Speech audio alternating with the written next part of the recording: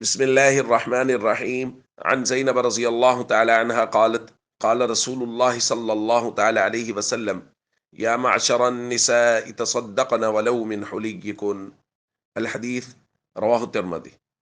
نبی کریم صلی اللہ علیہ وسلم نے ارشاد فرمایا، اے عورتوں کی جماعت، زکوٰۃ دو، گو اپنے زیورات ہی سے کیوں نہ دو۔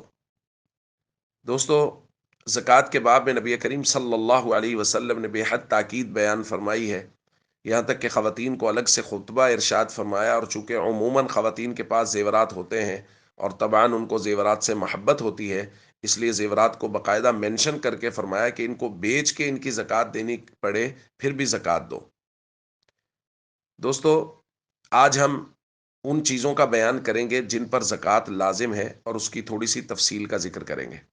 یاد رکھیے، بنیادی طور پر جن چیزوں پر زکوٰۃ لازم ہے وہ چار چیزیں ہیں: سونا، چاندی، مال تجارت اور نقدی۔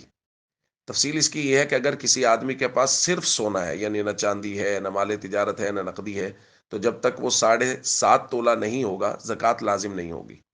اگر کسی آدمی کے پاس صرف چاندی ہے تو جب تک وہ 52.5 تولہ نہیں ہوگی زکوٰۃ لازم نہیں ہوگی۔ رہا مال تجارت اور نقدی، تو اس کے لیے معیار قرار دیا گیا ہے 52.5 تولہ چاندی کی قیمت کو۔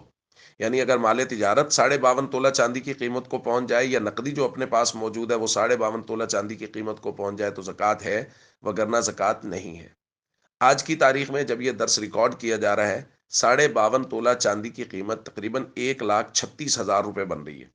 یعنی کسی کے پاس 1,36,000 روپے کا مال دکان میں پڑا ہوا ہے، یا اس نے کوئی پلاٹ بیچنے کے لیے لیا ہوا ہے وہ اس سے زیادہ قیمت کا ہے، کوئی جانور بیچنے کے لیے لیا ہوا ہے وہ اس سے زیادہ قیمت کا ہے، کوئی شیئرز خریدے ہوئے ہیں وہ اس سے زیادہ قیمت کے، یا کسی جگہ کوئی چھوٹی سی دکان بنائی ہوئی ہے، کوئی چھوٹی موٹی انویسٹمنٹ کسی کو دیا ہوا ہے مال کہ یہ میرا مال ساتھ ڈال لو اور مجھے نفع دیتے رہنا، جو بھی وہ شرعی اصولوں کے مطابق، تو ان ساری صورتوں میں زکوٰۃ لازم ہوگی کہ یہ مال تجارت 52.5 تولہ چاندی کی قیمت سے زیادہ ہو گیا ہے۔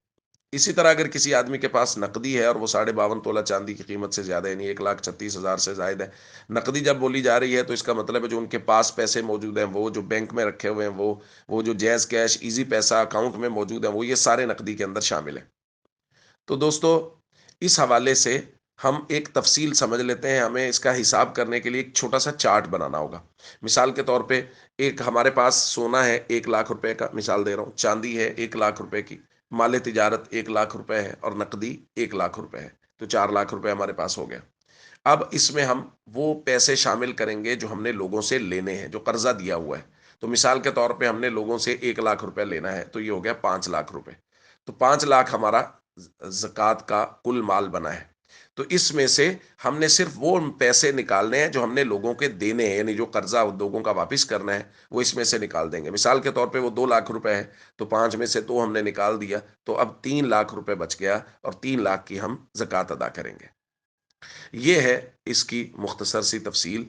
اس حوالے سے یہ درخواست کی جا رہی ہے کہ زکوٰۃ کے مسائل چونکہ پیچیدہ مسائل ہیں، اس لیے اپنے علاقے کے علماء سے رجوع کیجیے، ان سے اپنا نصاب بنائیے، ان کو ساری تفصیل بتائیے، اور وہ آپ کو بتائیں گے کہ آپ کی زکوٰۃ کتنی بن رہی ہے، اور اس کے بعد زکوٰۃ ادا کیجیے، اور زکوٰۃ پورے اہتمام کے ساتھ ادا کیجیے کہ غربا کا مال، غربا کا حصہ وہ ہمارے مال میں باقی نہ رہے۔ السلام علیکم ورحمۃ اللہ وبرکاتہ۔